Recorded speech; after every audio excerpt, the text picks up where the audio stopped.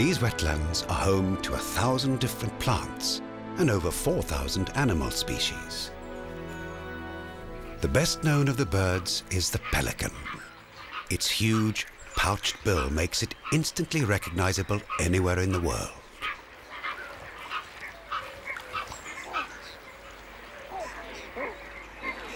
Hidden amidst this maze of water channels with their forests and reed beds are enormous breeding colonies of pelicans, some containing hundreds of pairs.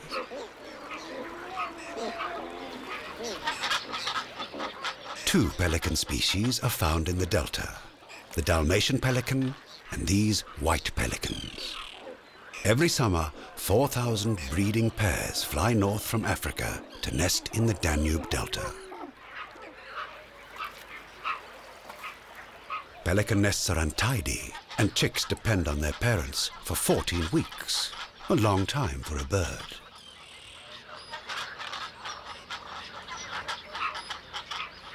These nesting colonies in the center of the delta are virtually inaccessible and strictly protected. During the breeding season, nobody is allowed to come anywhere near what is the largest pelican colony outside Africa. But no human law could protect the pelicans more effectively than mosquitoes. There are those who would say that an army of attacking auks would be preferable to the bites of these millions of mosquitoes and midges.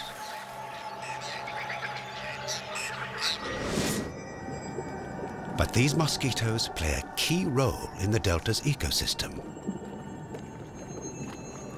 They are the base of the food chain. Everything ultimately depends on them.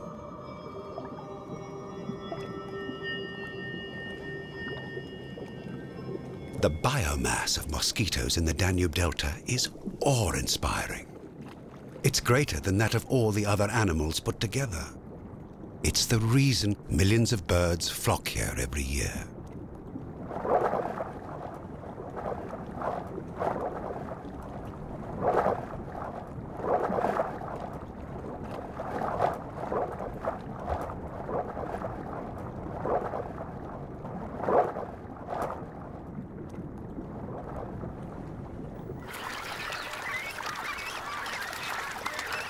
Biologist Aleš Tolman has spent more than 12 years in what may well be Europe's most famous bird paradise. But he's not looking for birds. He's been up and down the river system countless times in pursuit of an animal rarer than almost any other in this huge, waterlogged wilderness. It's considered to be the most endangered carnivore in Europe.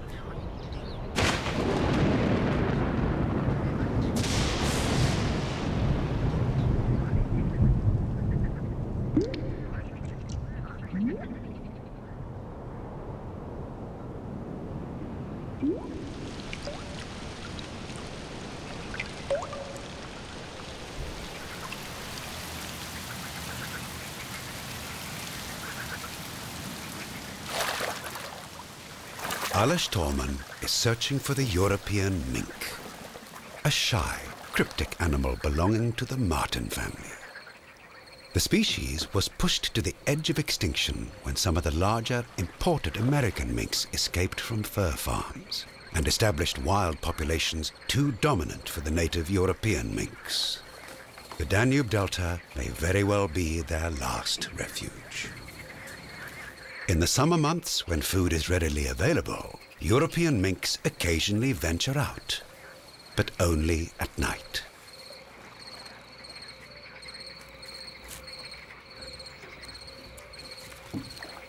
This animal could be a mink, captured briefly in the spotlight. But is it a European mink or just a marten? Before Aleš can find out, the animal vanishes into the night. This happens so frequently, it calls for a radical change in tactics. To study the delta's mink population, Aleš must first catch some. But summer is not the season for catching mink.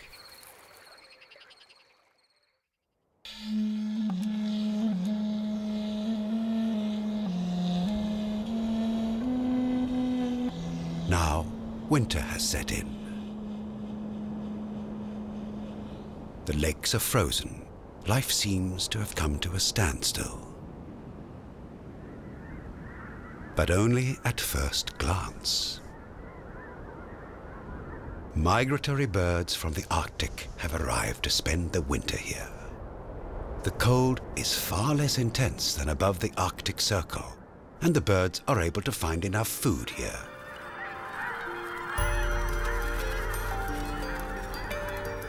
Whooper swans from northern Europe flock together in huge numbers. And when 60,000 red-breasted geese take off as one, the sky turns dark. Every year, almost all of the world's population of red-breasted geese migrates to the Danube Delta from Siberia.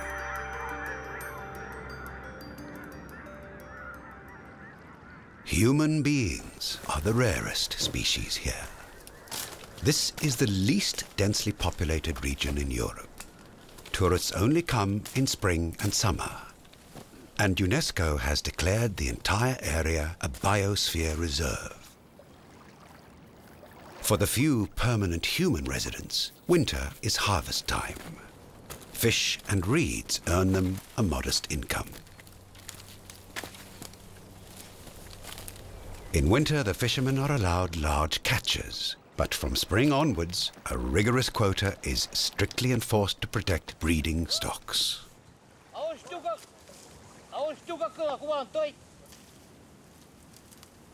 Humans are not the only ones to discover that reeds can be used in many different ways. For the harvest mouse, the reeds provide both nesting material and food.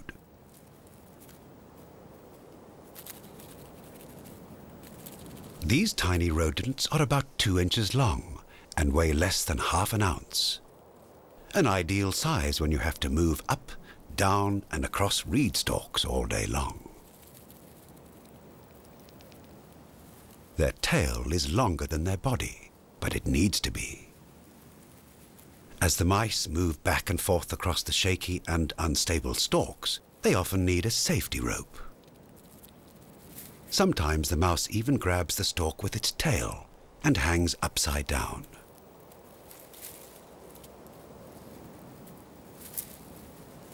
Cute as they may be, harvest mice have many predators: birds of prey, foxes, snakes, even fish.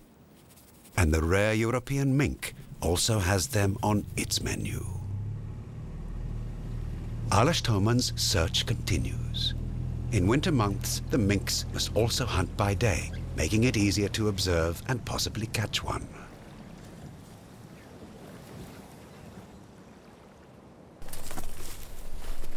The biologists have changed their tactics. They now set traps which won't harm the animals when they're caught. Every day the men put out about 50, leave them overnight, then check them the next morning. One trap's got something, but not what they want. Ah, it's red only. Next time. Okay.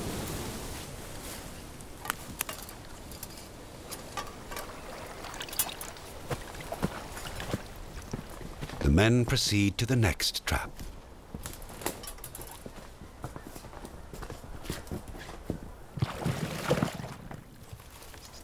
Days and weeks pass without success.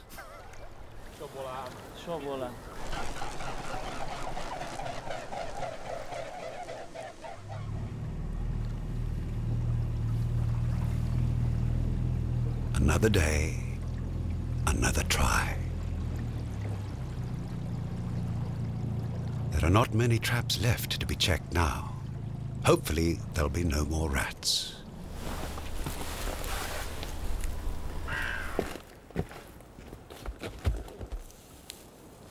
Ah, Titi, come.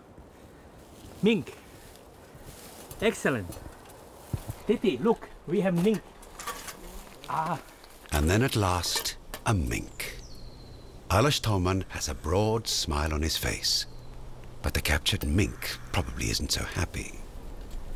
Since the 1950s, the European mink has been losing the battle to its far hardier American namesake. Added pressure from hunting and habitat destruction has pushed the European mink to the brink of extinction. Now, the last remaining populations live in Spain and the Baltic. And here. The Americans haven't conquered the Danube Delta yet. The mink is checked for health and condition and loses a few hairs for genetic testing, all the while declaring its displeasure. Aleš Toman is convinced the data he is gathering will prove that the only surviving, healthy and stable population of the European mink is here in the delta of the Danube.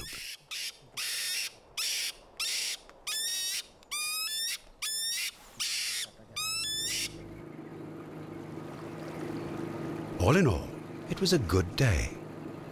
Aleš found minks in another 3 traps. The sun is already low when the 2 researchers start their journey home. But the day is not quite finished yet. The delta turns on an amazing natural display. Millions of European starlings gather in huge flocks, forming ever-changing patterns in the evening sky.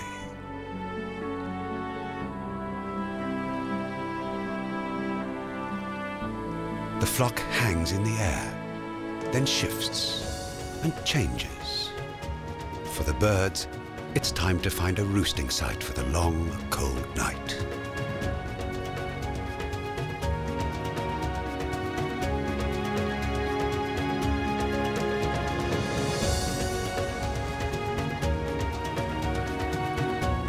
Starlings are masters of coordination in the air. No matter how many or how small the space between, the birds never collide.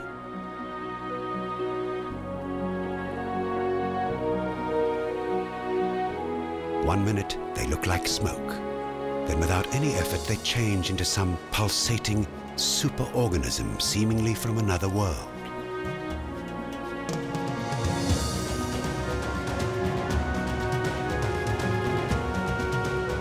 In Tolkien's novel, The Lord of the Rings, Middle-earth is the land where the ultimate struggle between good and evil is fought. And the Balkans may still be coming to terms with its violent history. But despite its reputation, this is not Mordor, the land of doom and shadow. There is beautiful magic here. Somehow, the Balkans has managed to remain wild, unspoiled, a well-kept secret at the heart of a changing world.